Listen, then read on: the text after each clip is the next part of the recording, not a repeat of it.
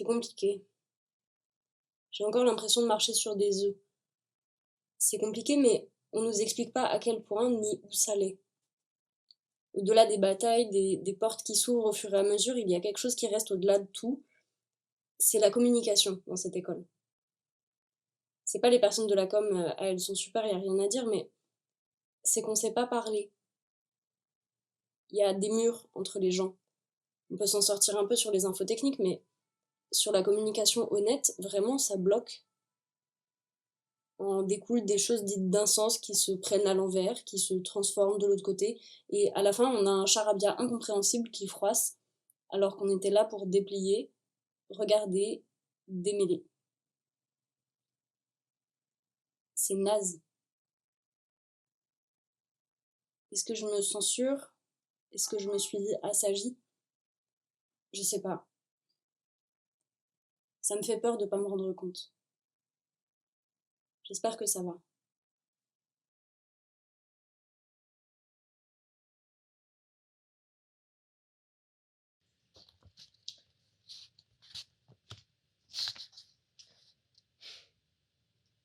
Nous laissons maintenant la parole à un étudiant, ancien moteur de réflexion et d'initiative aux Beaux-Arts de Lyon, qui, grâce à l'Erasmus, a décidé de rester en Belgique pour de nouvelles aventures.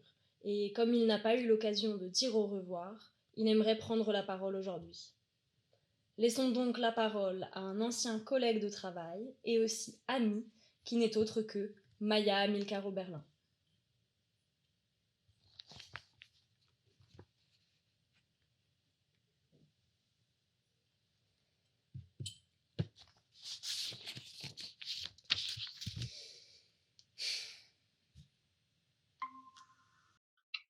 Bonjour Maya. Bonjour Maëlle. Bonjour à tous. Je suis honorée aujourd'hui de venir vous parler du mur de l'ENSBA-Lyon, École nationale supérieure des beaux-arts de Lyon, qui représente une opportunité majeure pour les étudiants de l'école. Permettant de visibiliser la pratique d'un étudiant pendant un temps donné dans un des endroits les plus fréquentés de l'école, il permet également d'accentuer l'esprit de communauté de l'école.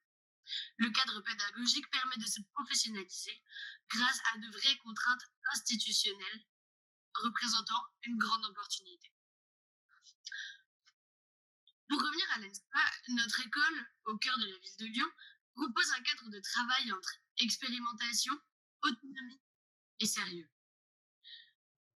Tout ceci est pensé autour d'une pédagogie qui met au centre la singularité de la personne. Car en effet, la volonté est notamment de pousser les élèves dans leur retranchement, leurs questionnements, leurs doutes, leurs peurs, leurs angoisses et leurs peurs les plus profondes, afin de les dépasser. Cette technique de travail est assez illustrative de la pédagogie de l'école. La cohabitation avec les subsistances est également une chance pour les étudiants. Les répétitions des concerts sous la verrière, les manifestations artistiques telles que le Kraken ou encore la venue d'artistes d'art contemporain renommés comme Xavier Veillant lorsqu'il fait installer une patinoire pour lui incroyable représentation, permettent un environnement plein d'inspiration. Le bar saisonnier des subs permet également à quelques étudiants de se faire un peu d'argent, chose à laquelle nous tenons vraiment, car la précarité est un des combats les plus importants à mener. Grâce aux subsistances, et notamment à son directeur, les soirées de nos étudiants sont aujourd'hui rares et silencieuses, voire annulées, ce qui permet à nos élèves de se concentrer pleinement sur leurs pièces et examens qui ont lieu tout au long du poste scolaire. Je pense que si l'on a proposé à Maëlle de faire ce mur, c'est pour sa persévérance, pour cette fougue de la jeunesse qui l'a poussé à prendre la parole et à toujours chercher la petite bête. Je pense que son parcours tumultueux, atypique, au sein de cette école lui a été bénéfique et que maintenant, à force de bataille, il lui sera un peu moins dur de s'insérer dans notre beau monde de l'art lorsqu'elle commencera enfin son travail en tant qu'artiste. Il est très important que se développent des initiatives militantes au sein de l'école. C'est donc tout à fait logique que Maëlle ait un espace de visibilité pour parler de sa lutte personnelle. On pourrait dire que Maëlle fait ricocher son militantisme sur le beau nom des Beaux-Arts de Lyon. Merci. Est-ce que maintenant tu peux nous dire, maintenant que tu as pu prendre du recul, ce qui a été bénéfique pour toi lors de ton cursus ici? Tout à fait. Il y a plusieurs choses. Donc, je crois que ce qui m'a le plus marqué, c'est la porosité entre l'école d'art et le monde professionnel. Les stages où l'on assiste des artistes et où on a l'occasion de réaliser leurs pièces. Les workshops auxquels participent autant les professeurs que les étudiants et qui permettent de faire primer l'horizontalité. D'ailleurs, l'équipe des professeurs est extrêmement riche, composée de professionnels de l'art qui ont consacré leur carrière à cette école et qui nous permettent de rester connectés avec l'histoire de l'art notamment et le monde de l'art. J'ai notamment pu avoir des cours sur la musique, le son, la vidéo et la photo ou encore le temps et l'attente. L'inclusion aussi est très marquante et j'ai été heureuse de pouvoir être avec d'autres personnes boursières, car notre grande école a tout de même 6 à 8% de boursiers. Et l'exigence pour l'oralité, afin de rendre accessible notre travail aux moins avertis.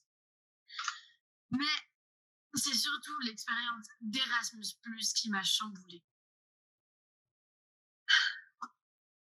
En effet, pendant 5 mois, j'ai pu me professionnaliser en dehors de l'école. En octobre 2021, j'ai commencé un stage en Belgique dans un atelier d'impression, car je voulais bénéficier de la dimension internationale proposée par les Beaux-Arts de Lyon, l'une des meilleures écoles de France. Ma mobilité académique a été possible grâce au fait que les Beaux-Arts de Lyon sont partenaires et adhérents à Erasmus+. J'ai réellement pu prendre conscience de l'importance de l'Europe et je suis heureuse d'avoir pu bénéficier de cette opportunité. Maintenant, comme j'ai pu le stipuler dans le formulaire rempli à la fin de mon échange, je me sens vraiment faire partie de l'Union européenne. Tout ça témoigne, je pense, de la vivacité des Beaux-Arts de Lyon.